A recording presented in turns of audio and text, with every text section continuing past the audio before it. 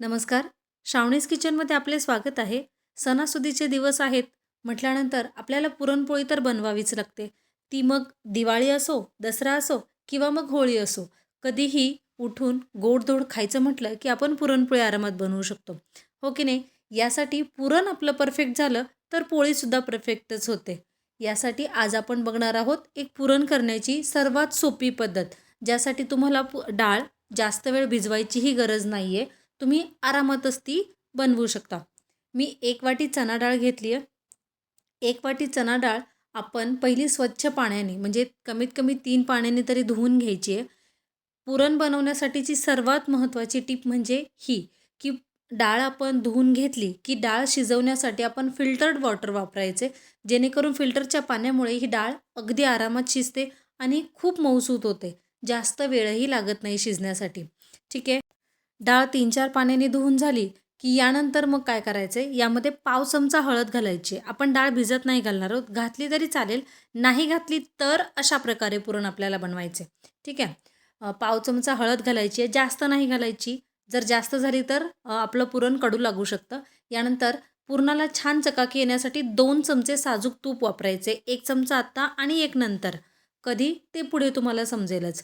यानंतर आपण जो कुकर घेतला आहे त्याच्या झाकणाला छान तेल लावून घ्यायचे, जेणेकरून पाणी फसफसून जास्त बाहेर येणार नाही. नाहीतर आपण डाळ शिजायला लावली की पाणी खूप जास्त बाहेर पडतं. हो की नाही? आता तुम्ही बघू शकता शिट्टी झालेली आहे तरीसुद्धा अजिबात पाणी बाहेर आलेलं नाही आहे. थोडेसे शिंतोडे येतात पण यापेक्षा जास्त येणार नाही. आता शिट्ट्या किती घ्यायच्या? मोठ्या गॅसवर 1 शिट्टी घ्यायची आहे आणि त्यानंतर 4 शिट्ट्या आपण मध्यम गॅसवर घ्यायच्यात. यापेक्षा जास्त शिट्टी घेण्याची गरजही पडत नाही. तुम्ही बघू शकता डाळ अतिशय छान शिजलेली आहे. हाताला बोटाने दाबून बघायचे की डाळ शिजली आहे की नाही. कधी-कधी काय होतं डाळीमध्ये फरक असतो. त्यामुळे एखाद्या डाळीला पाणी जास्त लागतं. जर तुम्हाला असं वाटलं की तुमची डाळ शिजलेली नाही आहे आणि पाणी देखील नाही आहे, तर पाणी गरम करायचे आणि नंतर पुन्हा 1 शिट्टी मध्यम गॅसवर करून घ्यायची आहे. बस एवढी केलीत तरीही पुरेसी आहे. आता मी डाळ चाळणीमध्ये काढून घेतलेली आहे, जेणेकरून त्याचं पाणी जे आहे ते आपण कटाच्या आमटीसाठी वापरू शकू. ठीक आहे. हे पाणी भरपूर झालं. मला एका वेळेला आमटी आमच्यासाठी भरपूर तयार झालेली आहे यामध्ये. ठीक आहे. बरं, आता आपण कटाची आमटी पुरणपोळीसोबत बनवतो. आमच्याकडे याला कटाची आमटी नाही बोलत, आमच्याकडे सार बोलतात. तुमच्याकडे काय बोलतात ते मला कमेंट करून सांगा. आणि सार बनवण्यासाठी आमटीला हे पाणी लागतंच, प्लस त्यामध्ये थोडीशी डाळ जर घातली तर अतिशय खमंग असा सार तयार होतो. ठीक आहे. आता काय करायचं आहे, डाळ पहिली गूळ घालून नाही शिजवायची आहे, पहिली वाटून घ्यायची आहे. ही सर्वात महत्त्वाची गोष्ट आहे. ज्यामुळे आपली डाळ पहिली वाटली ना, की त्यामध्ये आपल्याला गूळ किती घालायचा आहे किंवा मग गूळ किती वेळ त्याला शिजवून घ्यायचे, हे सर्व आपल्याला समजतं. शिवाय तुम्ही जर पहिला गूळ घालून त्यानंतर मग डाळ पुरणाची वाटून घेत असाल, तर तुमच्या लक्षात आलंच असेल, की थोड्याशा डाळ्या आपल्या चाळणीवर राहून जातात. पण यामध्ये एकही डाळ आपली राहणार नाही आहे. तुम्ही हे आरामात बघू शकता. ठीक आहे. डाळ अशी चाळून झाली, की खालून थोडीशी लागली जाते वाटलेली डाळ. मग ती काढून घ्यायची आणि मग पुन्हा चाळून घ्यायचे.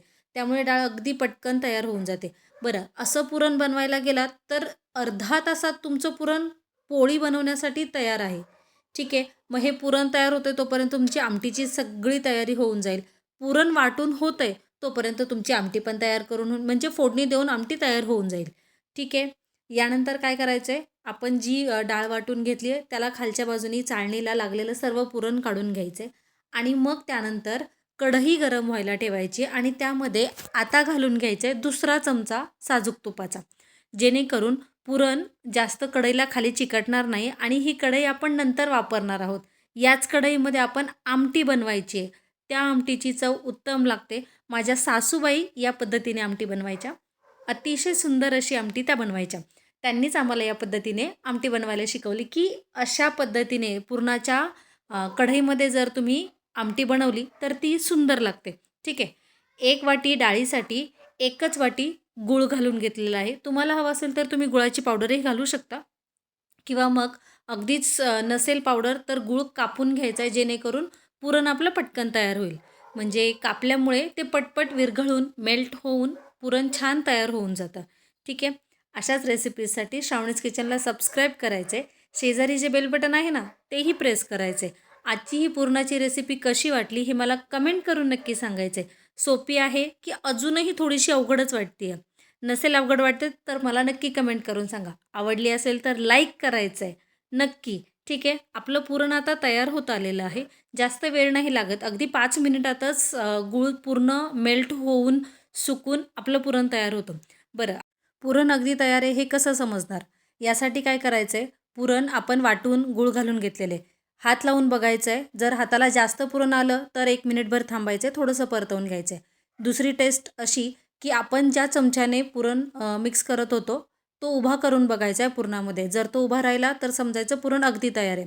यानंतर थोडीशी वेलची पूड घालायची आणि जायफळ घालायचं आहे. जायफळामुळे पुरण अतिशय सुंदर लागतं. ठीक आहे. आजची रेसिपी तुम्हाला कशी वाटली हे मला कमेंट करून सांगा. शेजारी जे बेल बटन आहे तेही प्रेस करा. आवडली असेल तर आपल्या रेसिपीला नक्की लाईक करा. धन्यवाद.